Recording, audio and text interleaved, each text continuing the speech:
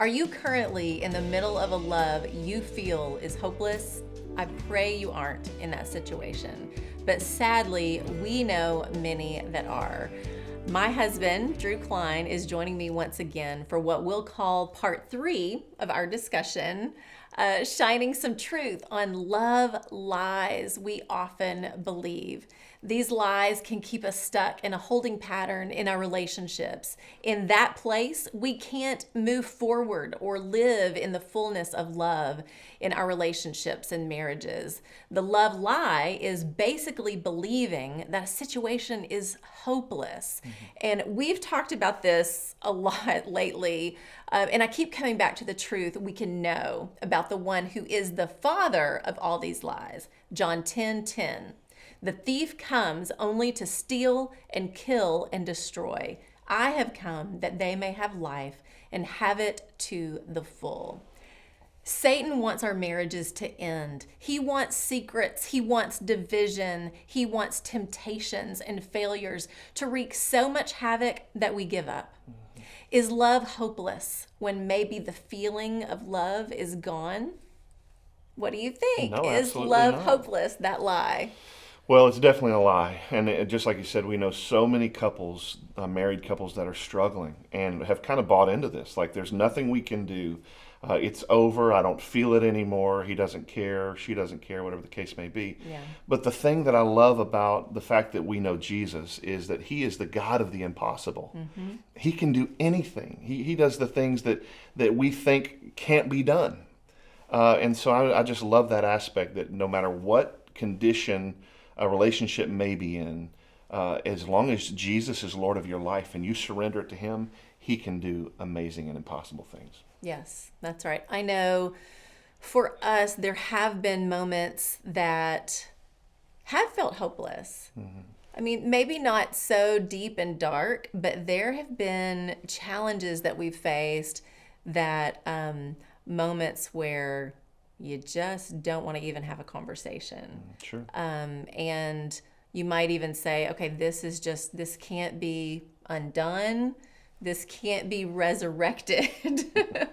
But God is a God of resurrection power. Yeah. So what does that look like in marriage? Oh man, so many marriages would even describe their relationships as dead, their heart dead.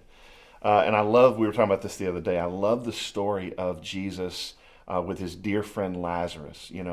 Jesus knew that he was sick. He waited back with his friends. He didn't go and heal Lazarus right immediately because he wanted to show his disciples, he wanted to show the sisters of Lazarus more of himself, more of what he could do.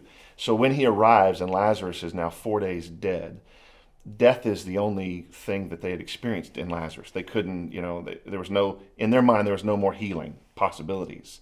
It was over. It wasn't over, though, with Jesus, right? And that's the reason he says to Martha, he says, I am the resurrection and the life. No man comes to the Father apart from me. And so, and she says, her understanding of that in her religion is, well, I know he's going to be raised on the last day. Jesus says, no, I'm the resurrection. What you see as death, you don't understand. I said this maybe on the other show.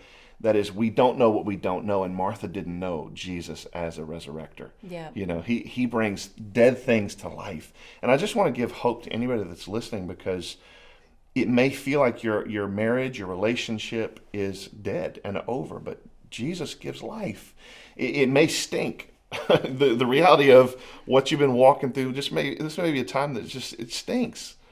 So did Lazarus. Martha said, please don't go in there. He stinks by now. He's been dead 4 days. Yeah. That was a small thing to Jesus. He was going to bring life where there was death. He was going to bring healing where this had caused this friend to die. They didn't understand that. They didn't see that. The thing I think for us, and you talked about our relationship, yeah, we've had moments of struggle.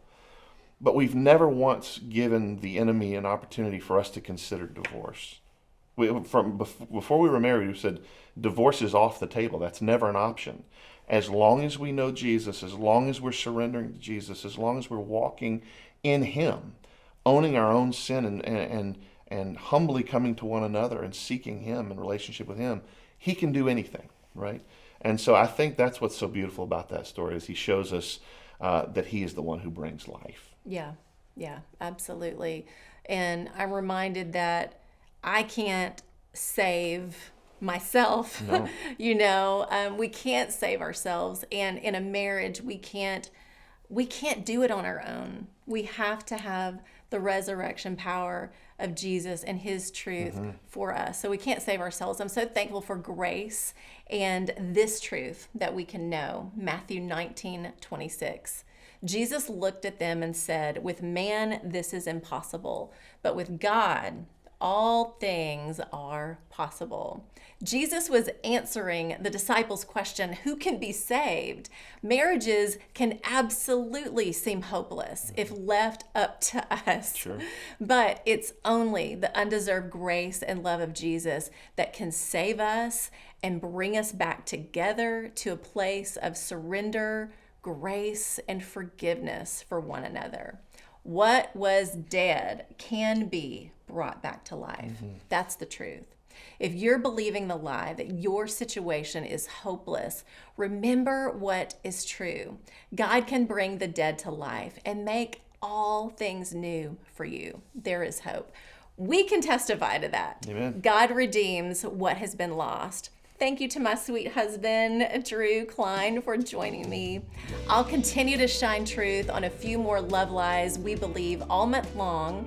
So like and share this video and follow lifeword.org for even more truth. I'm Lori Klein.